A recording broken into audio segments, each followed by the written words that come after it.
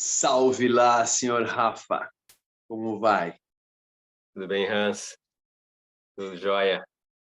Vamos Vamos lá daí, vamos. começar nossa segunda rodada.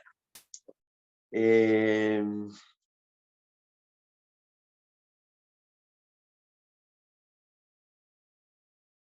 Então, lembrando, né, para você que está vendo a gente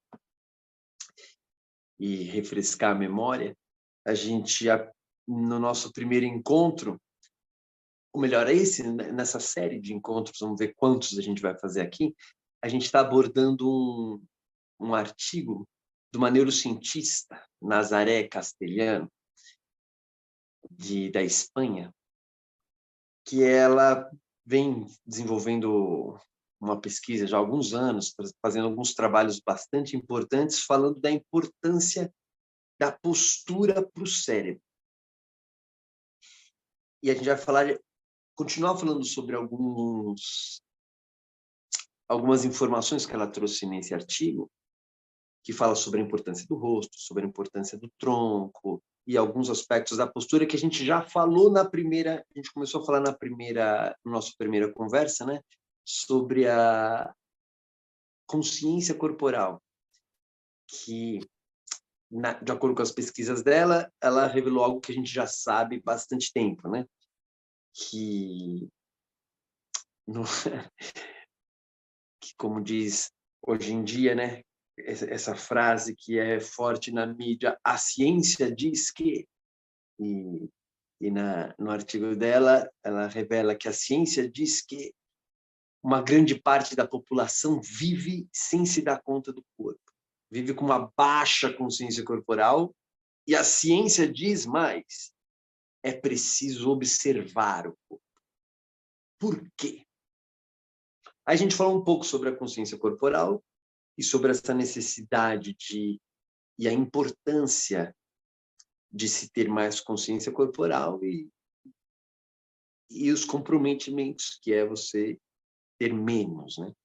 A gente já trabalha com Feldenkrais e a gente usa isso há muitos anos e é muito legal a gente ver cada vez mais ou cada vez mais áreas da ciência trazendo aquilo que o Feldenkrais já falou na década de 40 e que a gente vem usando aqui desde as nossas décadas. Você ainda não está com cabelo branco, eu já estou. E a gente vem trabalhando com isso, né? E nas últimas décadas, cada vez mais áreas vêm corroborando estratégias que a gente utiliza, né? E a neurociência é uma área especial para o método Feldenkrais e para a gente, né? Você que trabalha com neuroreabilitação também. E aqui a gente tem, então, um artigo de uma neurocientista trabalhando exatamente nessa intersecção, porque a neurociência fala de 1000 coisas. A intersecção sobre a importância da consciência corporal e dos padrões posturais e dos padrões faciais nos rendimentos da pessoa, memória, atenção, bem-estar, percepção do mundo, e uau! Então, a gente já trabalha com isso e nesse artigo ela traz várias coisas e por isso a gente está abordando isso aqui para vocês. E lembrando o título do artigo, né? É isso aí que eu sugeri. Vai lembrar o título, porque o título ele inicia fazendo uma provocação, como a gente falou no vídeo anterior, no sentido que você tem 7 sentidos, e os 5 que você conhece são os menos importantes. E agora te ouvindo sobre essa relação da postura, dessa atividade que passa a ter uma influência tão grande sobre o cérebro, e como ela destaca, né, ao longo do artigo, né, como há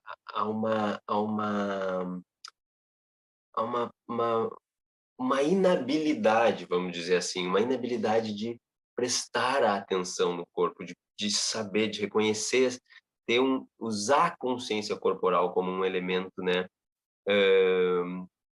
de, de, de, de troca, de atividade com o cérebro, enfim, com a pessoa inteira, né?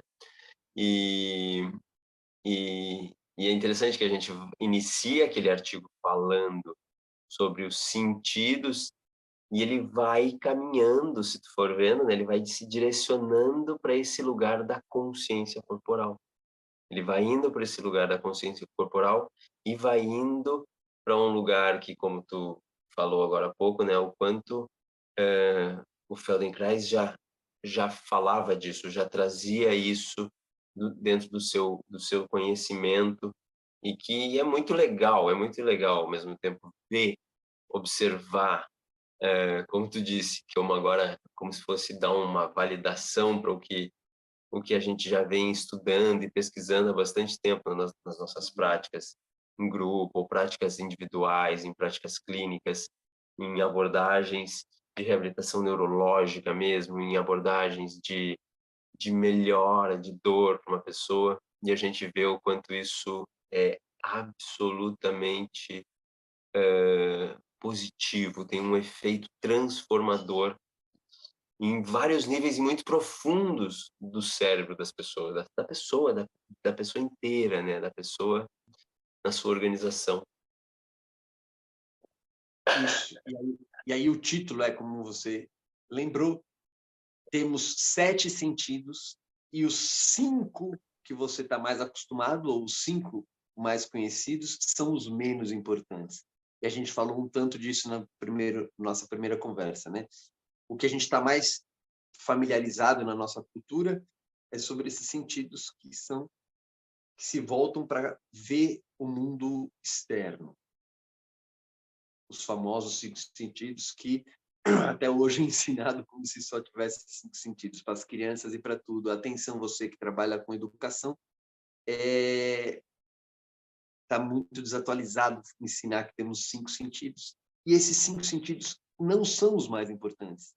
Então, quando você falar para a criança, quando você falar para os adultos, fala assim, olha, tem 5 sentidos que são os mais conhecidos, mas eles não são mais importantes. E isso é bem legal você expandir essa ideia. Você fala, tem outros 2 que são ainda mais importantes. Pode falar que são mais sentidos, já falamos. A gente vai depois fazer outros papos sobre como interpretar a quantidade de sentidos, a partir de neurociência, filosofia e tal. Mas então é super legal você que trabalha com educação, ou você que tem filhos, ou você que tem a você mesmo, falar para você, ó, não temos só 5 sentidos. Esses 5 são os menos importantes. E por que que esses 2 outros sentidos são mais importantes? Por quê? Quais são e por que são mais importantes? A gente começou a falar isso no primeiro papo e a gente vai continuar agora.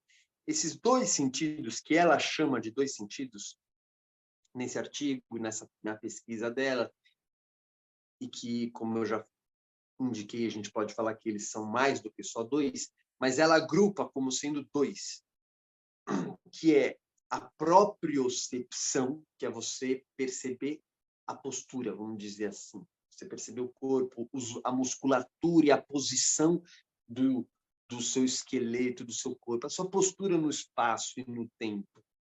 A propriocepção. Alguns usam o termo sinestesia, que eu até prefiro para várias coisas, que depois a gente vai falar. Mas, enfim, ela usa o termo de propriocepção, que é a percepção do seu próprio corpo nessa parte de movimento e postura. Propriocepção. E a interocepção, que é a percepção do que está dentro, dos órgãos, musculaturas internas, etc. Então, ela fala, esses 2 ramos da percepção, da postura e da percepção interna, são mais importantes do que os outros sentidos. É longo o papo e muito profundo a gente entender por quê é mais importante você ter a percepção do corpo nesse aspecto muscular do que você perceber, por exemplo, você ter a visão, a audição, o paladar. Pensa, se você ficar cego, você consegue andar, viver, ter uma vida, fazer tudo.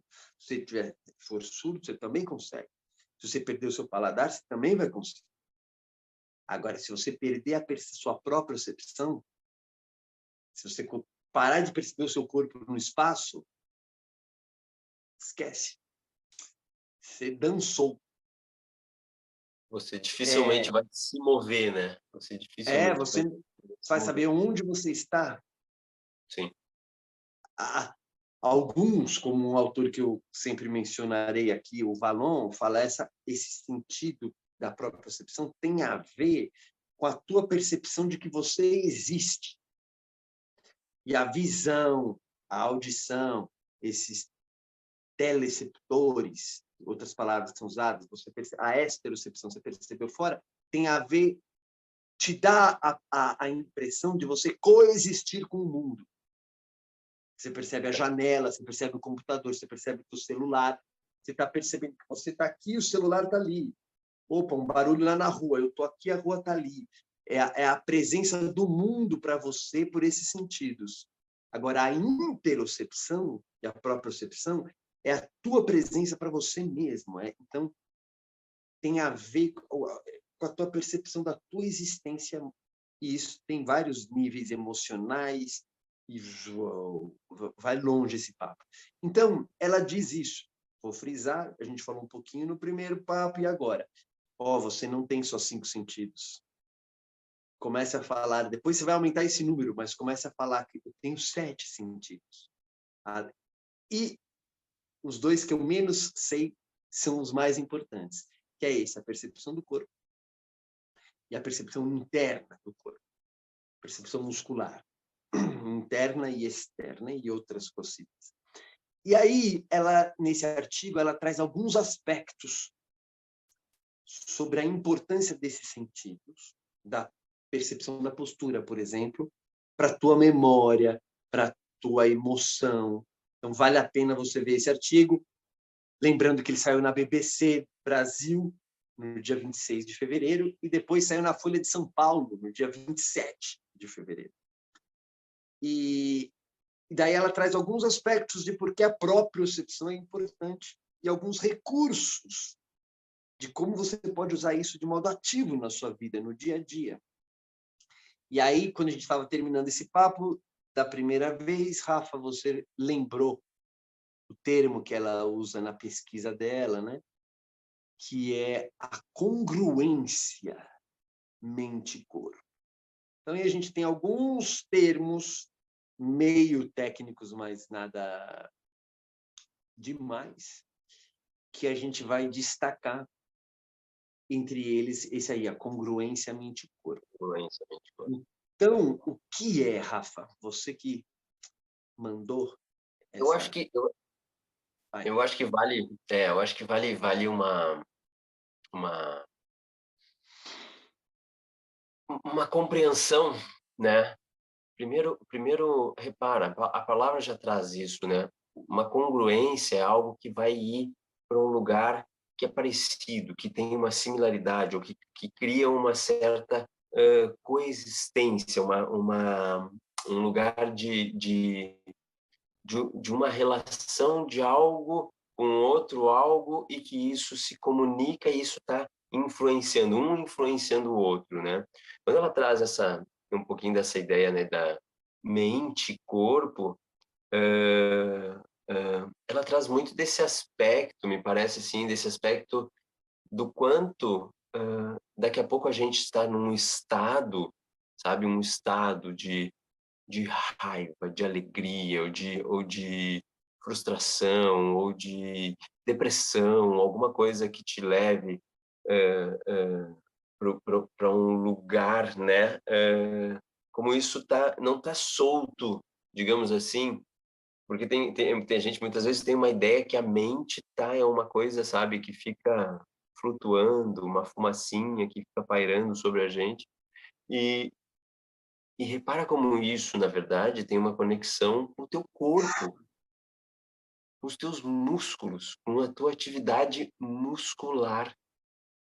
Nota que a pessoa num determinado estado mental vai estar com um nível de atividade muscular passando por essa musculatura.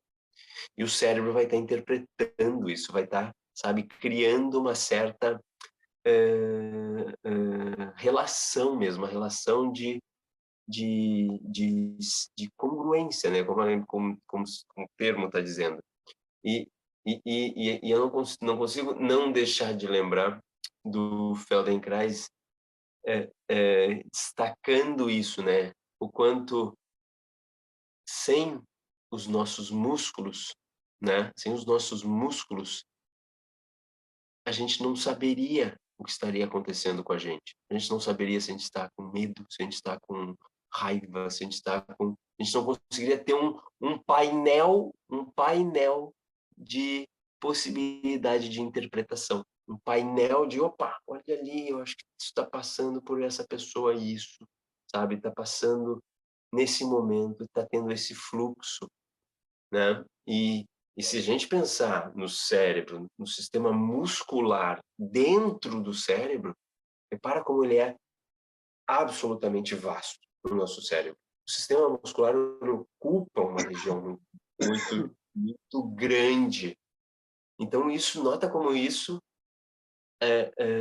chega, né? Chega e se comunica e cria um tipo de estado. Então, eu acho que né, eu fiquei refletindo sobre essa congruência que ela vai trazendo dentro do artigo. E, claro, a gente vai buscando outras referências para ir se pegando, né? Mas eu interpreto muito dessa maneira, sabe? Desse lugar de ter uma referência concreta, né? Concreta, que é isso aqui, é isso aqui. São esses músculos, são esses ossos, é a minha postura, porque a minha postura vai estar sendo profundamente influenciada pelo meu fluxo de atividade muscular, né?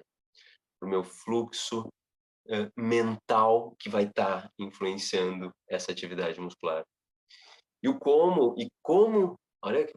olha que via que pode ir e voltar, né? Como é uma via que tem um fluxo, uma transição, que ela não é só num sentido, como muitas vezes a gente tem uma coisa cérebro-centrista, assim, que parece que é ele que ordena tudo e não tem nenhum tipo de volta, ou que poderia ter um tipo de influência, né?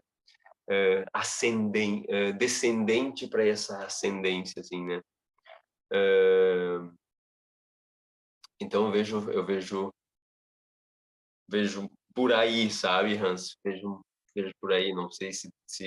É isso aí, muito legal. Então, você está dando vários aspectos aí da congruência, né? Esse espelhamento, você usou a expressão do estado mental e o estado muscular, e esse estado mental tem várias características. Ela enfatiza o estado emocional também, como parte do estado mental, né? Mas ela dá uma ênfase nas pesquisas relacionando de modo bem direto, muito direto mesmo, mais direto do que a gente imagina, a questão do estado emocional e do estado muscular, fazendo relações muito diretas com a curvatura do corpo, que é feita por músculos, como você fez isso aqui, né? Então, ela podia ter falado sobre a mão, sobre o pé, sobre o abdômen, sabe? Que seria super importante falar na nossa cultura, que a gente é ensinado a você ter o abdômen num certo estado muscular.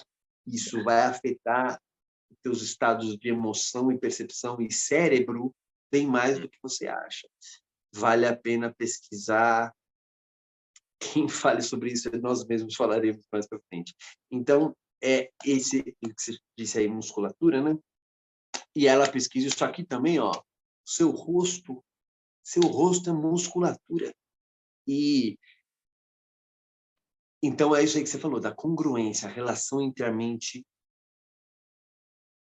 entre o que a gente pensa como mente e o que a gente pensa como corpo, ou estado muscular e estado emocional, mental, estão o que ela fala é que a expressão que ela usa, né, que o cérebro busca constantemente, muito engraçada essa expressão. Vamos lá. O cérebro busca constantemente essa produzir, gerar a congruência entre o estado emocional, mental e o estado muscular. Vamos de novo. O cérebro busca constantemente criar essa congruência, porque pode ser que algumas coisas quebrem temporariamente essa congruência. E aí o cérebro busca criar essa congruência. Então, uma atividade que o seu cérebro está fazendo constantemente, sem que você imagine, é ficar buscando estabelecer esse espelhamento, essa congruência do estado mental e emocional com o estado muscular. Então, estou repetindo várias vezes porque ela não diz isso, mas é irresistível evidenciar 3 instâncias do que está sendo falado. O cérebro, eu acho que não está tão certo exato. Bom, depois eu falo. O cérebro busca constantemente a congruência entre o estado mental e o estado muscular. Como se o cérebro fosse uma entidade intermediária entre o estado emocional, nervosismo, ansiedade, medo, e o estado muscular. E ele fica, como ela diz, o cérebro seria essa, não é um vigia, mas é Mediador, assim. um mediador, um observador, um constante regulador do que seriam essas outras 2 instâncias. É assim que a nossa cultura vê. Todo o seu estado muscular e todo seu estado mental. Então, digamos, tem esses 2 mundos e o cérebro é o que permeia esses 2 mundos, criando uma congruência entre eles. É curioso pensar dessa forma. Ela não explicita tanto, mas ela usa essa expressão literalmente da congruência e de que o cérebro busca a congruência mente-corpo e que ele faz algo que ele chama da migração do estado do espírito ou migração do estado emocional. Então, o que é a migração do estado emocional que o cérebro busca? E como que isso tem a ver com a tua musculatura? Conta, Rafa. Como que a musculatura tem a ver com o teu estado emocional e o que é a migração do estado emocional que ela propõe? Que ela propõe não, que ela diz que é uma característica da nossa fisiologia e que você pode usar de propósito, né? Mas o que é isso? Pois é, sabe que é alguma coisa que a gente reflete sobre as pesquisas e o relato da Nazaré, Nazaré. mas eu acho animador a gente estar falando, trazendo isso para conversar porque tu falou de cultura uma hora aí, num determinado momento da tua fala, e talvez a gente tenha até pulado alguns bate-papos e conversas, porque se a gente pensar na nossa cultura, é algo quase que impensável, né? Falar ou misturar o corpo com a mente. É uma coisa assim, parece uma coisa que nem não é nem sabe, não é tema de nenhum tipo de assunto ou se tu for numa bater um papo sobre isso, vai ter uma estranheza enorme, né? Falar como que afinal, o corpo, para que serve o corpo? O corpo vai me levar para lá e para cá e nada mais, a minha mente que vai fazer tudo. Então vale um destaque, né? E aí a gente se depara com bastante alegria com um artigo da Nazaré, onde ela começa a trazer uma costura sobre E mais do que uma costura, ela vem trazendo evidência científica sobre esse aspecto, sabe? E, e aí eu acho que isso ajuda a gente a compreender isso que a gente está conversando aqui. Conversando e destacando. Mas para aí, ela está falando que a minha postura e o meu estado muscular influenciam na minha emoção e influencia e ela expande isso, influencia no meu estado, que nem ela falou, estado de espírito, estado emocional, na minha memória. Olha a importância disso, olha como a amplitude desse assunto, olha como os efeitos disso, sabe? Então, é bonito a gente começar a falar, a discutir, a interpretar, talvez, e reconstruir algumas ideias. Porque, como tu falou antes, nossa, quanto tempo a gente vê em falando para as crianças, olha, nós temos 5 sentidos e isso continua ali. E agora a gente precisa também dar esse outro panorama, né? Olha, as minhas emoções são musculares. O meu pensamento é muscular. Isso tudo é muscular. Isso tudo está e pode chegar num nível, e pode não, e está ainda num nível de congruência e que me leva para mudanças de estados de espírito, como ela citou ali.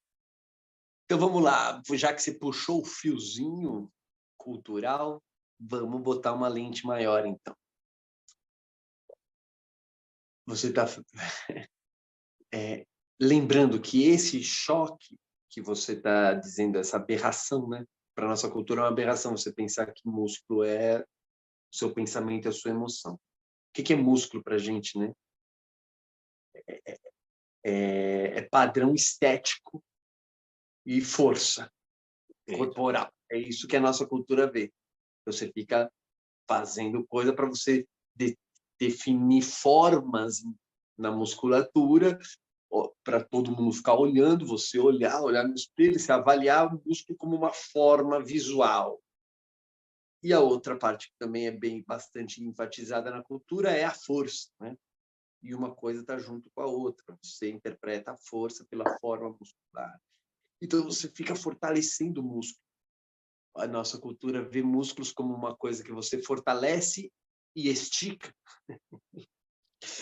Você fica esticando e fortalecendo o músculo, é isso que a gente vê como se fosse uma borracha, e que você vai modelando essa borracha para você ficar bem na fita. Isso é o que... E aí você fica com um terror se a sua idade vai deixando a sua massa muscular mais molinha, do que mais dura. Isso é um grande trauma existencial. Isso é o que a nossa cultura produz sobre a percepção do que é músculo. E é o que a própria ciência corrobora, vem há décadas falando isso.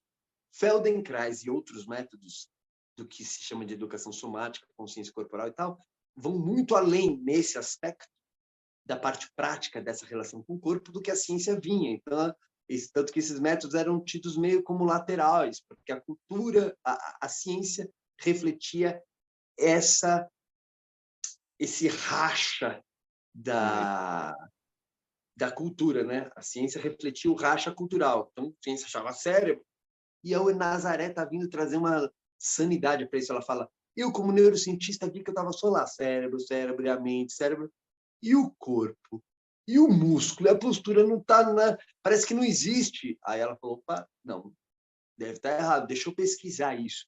E ela começou a reconhecer aquilo que a gente já sabe, quem trabalha como agente, ela começou a reconhecer que, não, de acordo com a curvatura do seu tronco, o estado emocional muda. De acordo com o estado facial, o estado emocional muda. Quer dizer, a fisiologia muscular reflete o termo que ela usa, que você falou, a congruência mente-corpo. Então, o cérebro faz a congruência músculo-emoção. músculo, pensamento, constantemente, né? E Vai dentro destacar, dessa... só um destaque para isso. Olha o que tu falou. Porque antes tu deu um destaque cultural que a gente tinha, né? Que a gente tem, na verdade. Músculo, forma e força. Daqui a pouco tu começa a falar músculo, emoção e pensamento. Quando eu falo pensamento, eu sempre lembro de uma frase que o Einstein falava, assim, não sei em que momento ele falou, mas ele falou: eu eu eu penso Pensa. pelos meus músculos. Sabe, tu consegue compreender isso? Ele tá dizendo que a emoção de um pensamento ele sente, né? Ele sente. Olha que bonito isso, olha que... Ele falava que ele falou isso numa pesquisa, né? Ele falou, eu penso muscularmente. Fizeram uma pesquisa da década de 50, se não me engano, para ver qual era o modo de pensar dos cientistas de maior destaque na época. Cada um tem o seu jeito de pensar, como você chega às suas descobertas e tal. E aí o Einstein falou isso. E ele fez algumas, né? Vamos considerar aí. Ele citou algumas de relevância para toda a civilização. Mas ele falou, eu primeiro penso muscularmente e só depois, com muito esforço, eu consigo traduzir para alguma linguagem convencional, seja ela a linguagem verbal ou a linguagem matemática.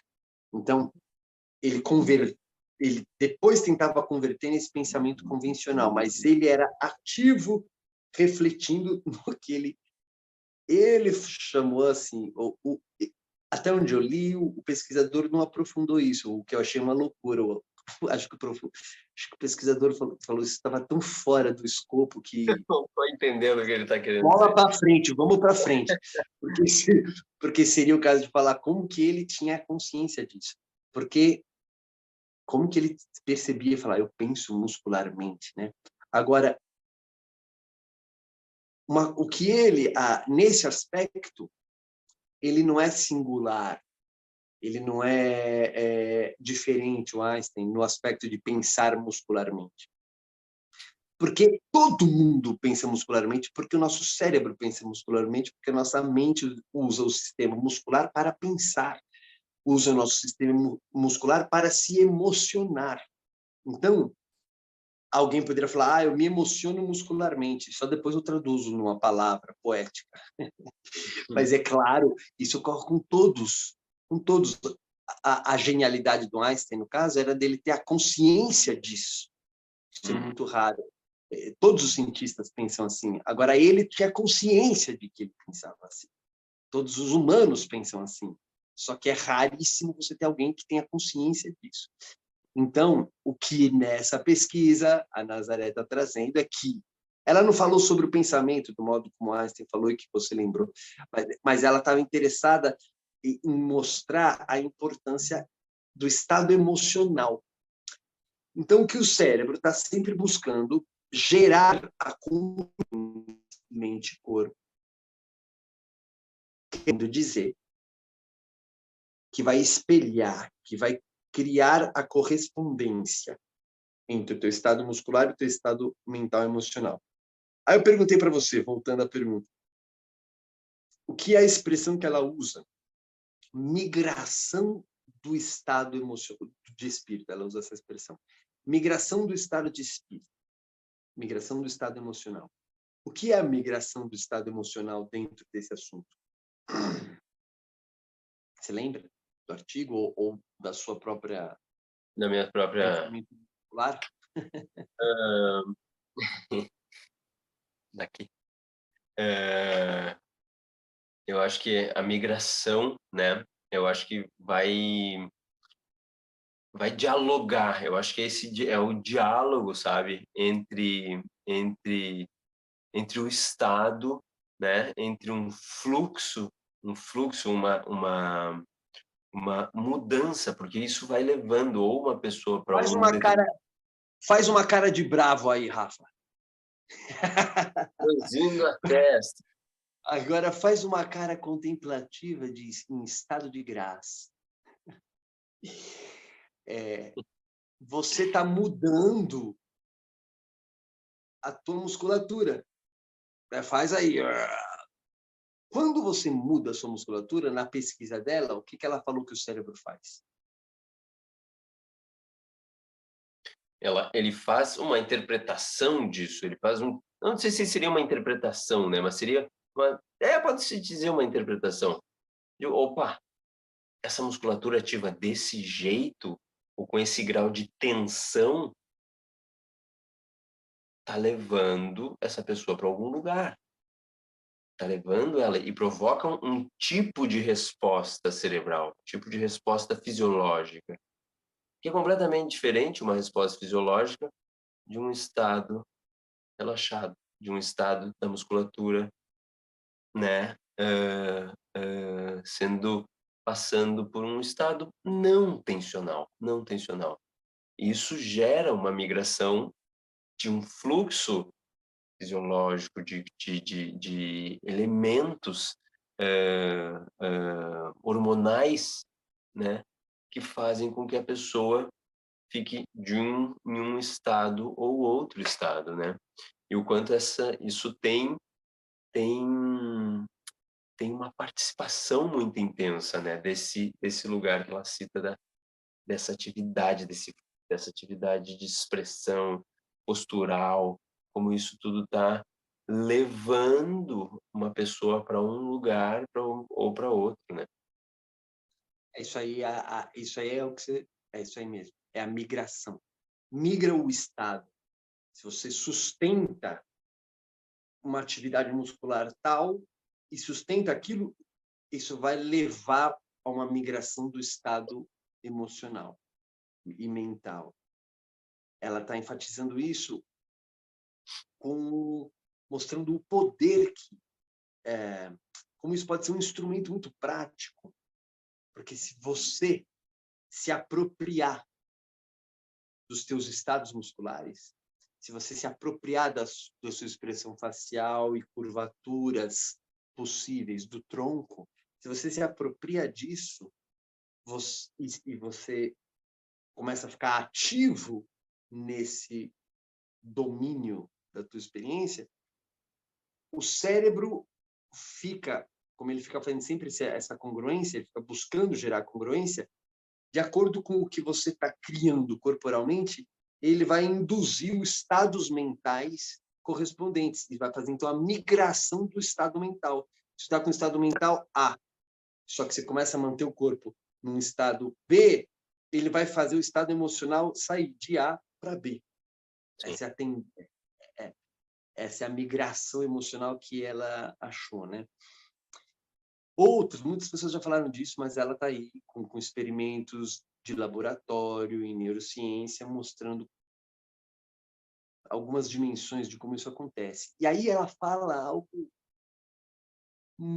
muito importante. Então,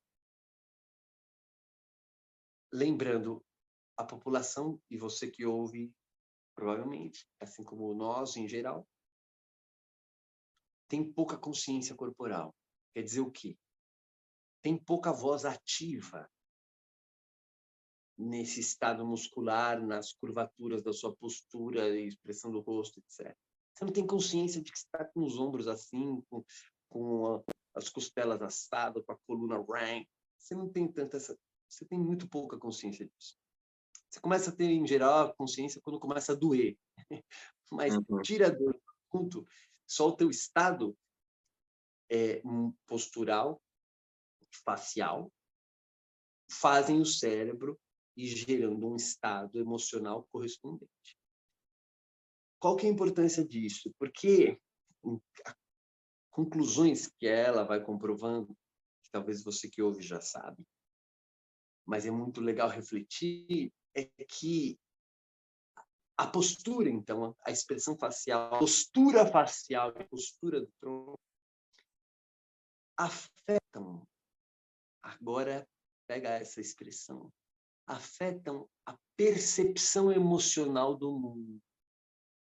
Tanto a postura e a postura facial e do tronco afetam como você percebe os eventos do mundo. Você não percebe o mundo só porque como ele é. Não.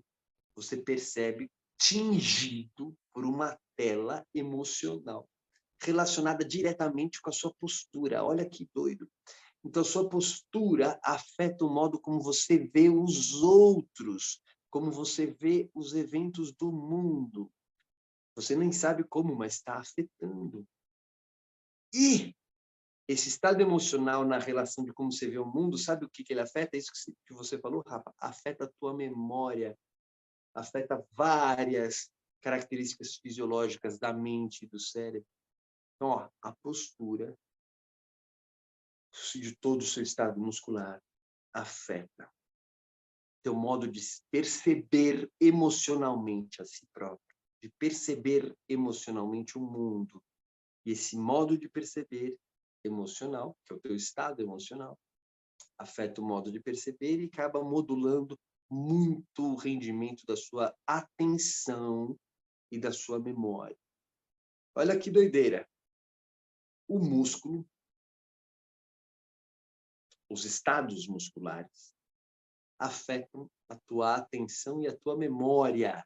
Olha lá, aquilo que a gente acha que músculo é só para você ver no espelho, eles modulam a tua atenção e como você retém ou não algo na sua memória, a sua vida, o que você lembra que aconteceu ou deixou de acontecer, a tua memória identitária, a tua percepção imediata e a tua memória de si e do mundo são modulados diretamente pelo teu estado muscular. Eu acho que vale a gente abrir um destaque. Bom, de tudo isso que tu falou aí já é destacável, mas eu acho que a gente vai ter que puxar outro episódio, falar de consciência corporal, sabe?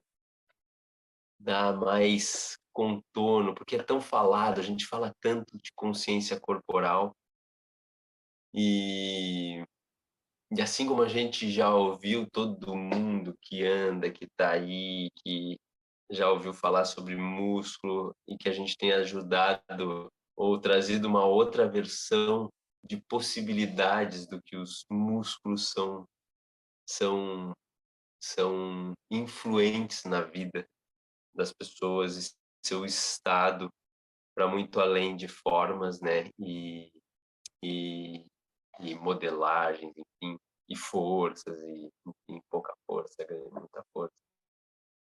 Mas você comentou da genialidade do Einstein, né? Era ele perceber, ele ter essa consciência dessa atividade, desse fluxo. E a gente que trabalha tanto com o Feldenkrais e ensinando consciência pelo movimento, né? Como a gente vê esse potencial, esse manancial de possibilidade que existe quando as pessoas vão ganhando consciência corporal, uma consciência, né? E aí que entra o bonito dessa dança que a gente está propondo aqui, nesse papo do cérebro, do corpo, a partir de conteúdos científicos e métodos Feldenkrais, atualidades científicas, né? E uma da atualidade é esse trabalho aí da Nazaré, e aí que é o bonito de fazer esse ping-pong, né? Porque ela está trazendo essas informações desse modo que corrobora algo que a gente já sabe. E então ela está contribuindo com a gente. E agora a gente pode contribuir com bastante coisa, né, com os pesquisadores como ela, né? Porque qual que é o próximo passo que ela fala? Que é o passo óbvio. Pô, se a gente tem pouca consciência corporal, aí ela diz, a ciência agora comprova, você precisa aprender a escutar o corpo. E ela fala, o corpo sussurra, ele fala baixinho. Então, essa postura, tudo isso que afeta a sua memória, a sua percepção, isso tudo está falando baixinho.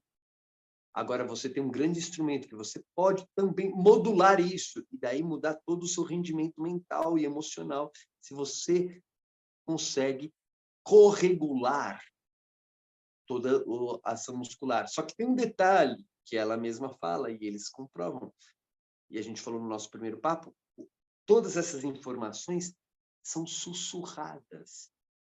Para o cérebro, elas são gritadas, mas para a nossa consciência habitual, ela é sussurrada. E costuma ser sussurrada tão baixinho para a nossa cultura, novamente a nossa cultura, que a gente não ouve esse sussurro. Então, ela conclui nas pesquisas e nos trabalhos que ela vai divulgando direto sobre essa importância da consciência corporal, ela fala, olha, então, precisa cultivar essa escuta. Precisa treinar a escuta. Então, observa como você está posturalmente durante o dia. Como você está sentado, babá. Agora, isso é muito difícil. É muito legal falar. Mas, então, os recursos que eles dão, que a Nazaré oferece, que as pesquisas estão gerando, ainda não chegaram nesse nível de propor ações práticas mais acessíveis, mais potentes para fortalecer essa escuta.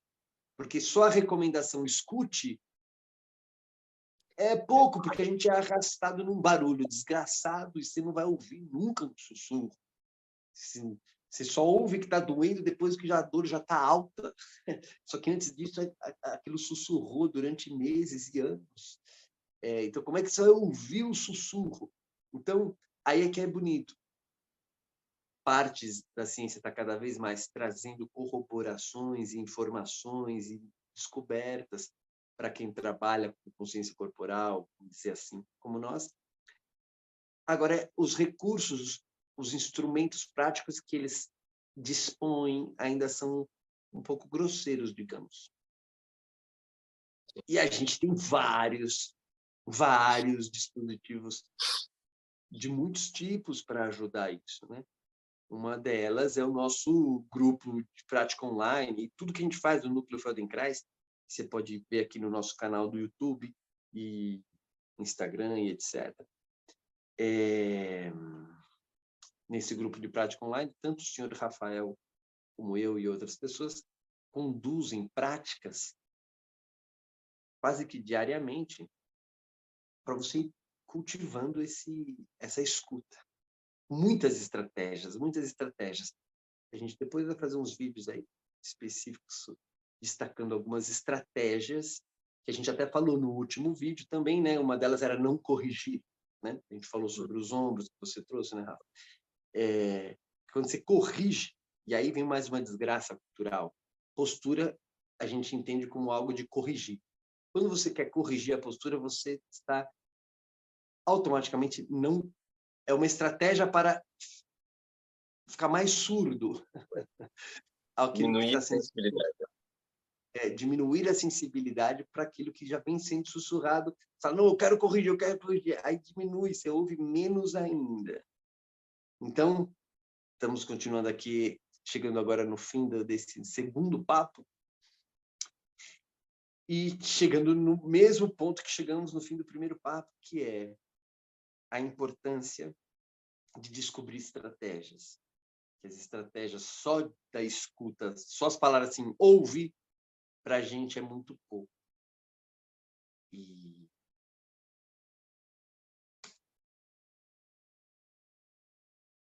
aí convidar vocês para estarem junto com a gente e ver o que o Rafa quer dizer nesse minuto final aqui do papo, Rafa, sobre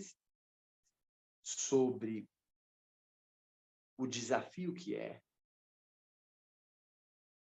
cultivar essa escuta, talvez para as diferentes idades, na nossa cultura, né? Pense no sistema escolar, pense em tudo que é feito em academias, nessa imagem de que músculo é só força, que faz a gente não ouvir, e tantas coisas. Como você destacou, né, de celular, você fica super na mídia, nas mídias eletrônicas, isso te faz ouvir menos ainda. Então, pensando em todos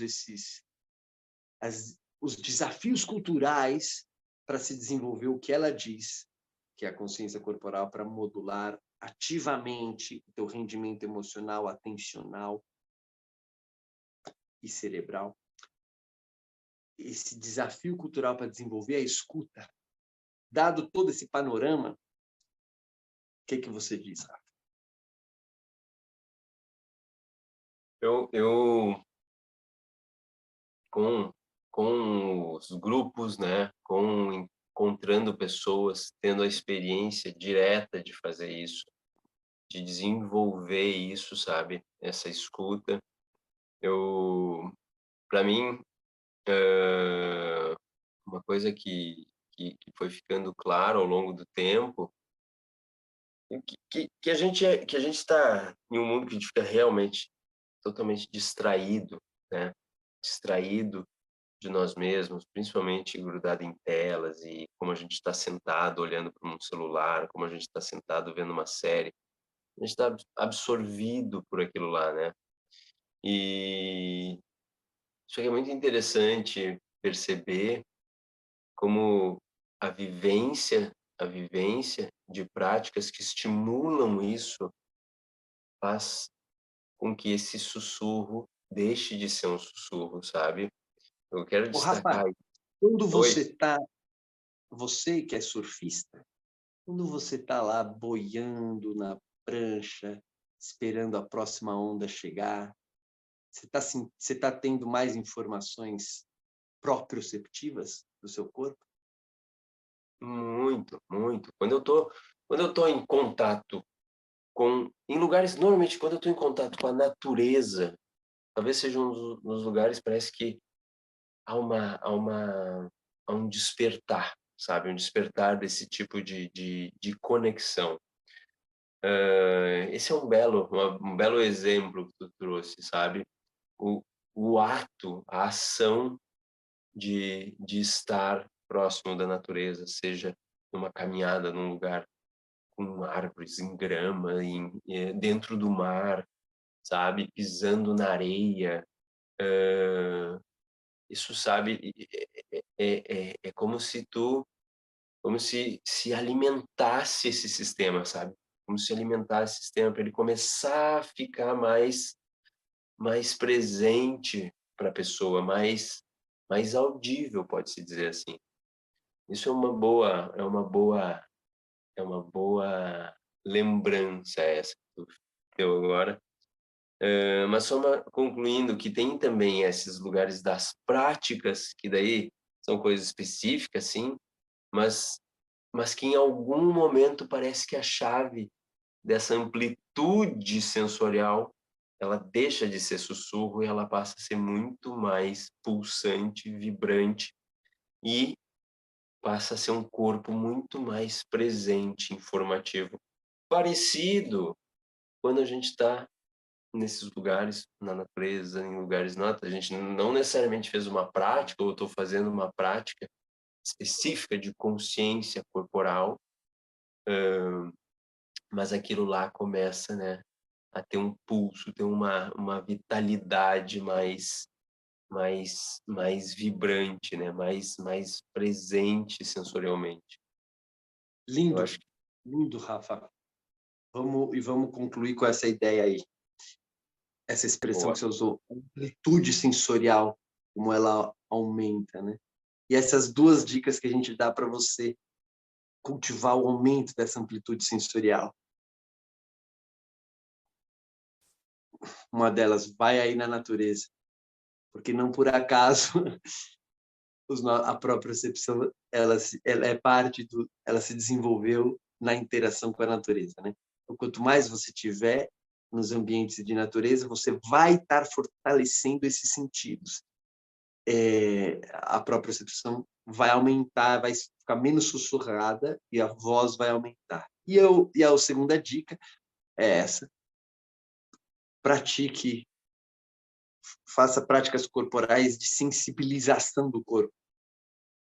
Pode fazer as de fortalecimento, mas inclua as atividades de sensibilização do corpo na natureza e outras, como o Feldenkrais com a gente, por exemplo. Tem muitas por aí. a gente tem uma delas. No Núcleo Feldenkrais, a gente faz o grupo de prática online, quer dizer, você pode estar na sua casa e fazer. E a gente até mudou, Rafa, não sei se você percebeu que foi essa semana, o slogan do site do Feldenkrais. É Núcleo Feldenkrais. O teu corpo diz e você ouve. Então, essa é a nossa própria pegada nessa nossa troca aqui com a sociedade. É oferecer esses espaços com uma prática online para o seu corpo dizer e você ouvir. Ele não mais sussurrar, ele dizer em alta, bom voz nessa intimidade. Obrigado, Rafa.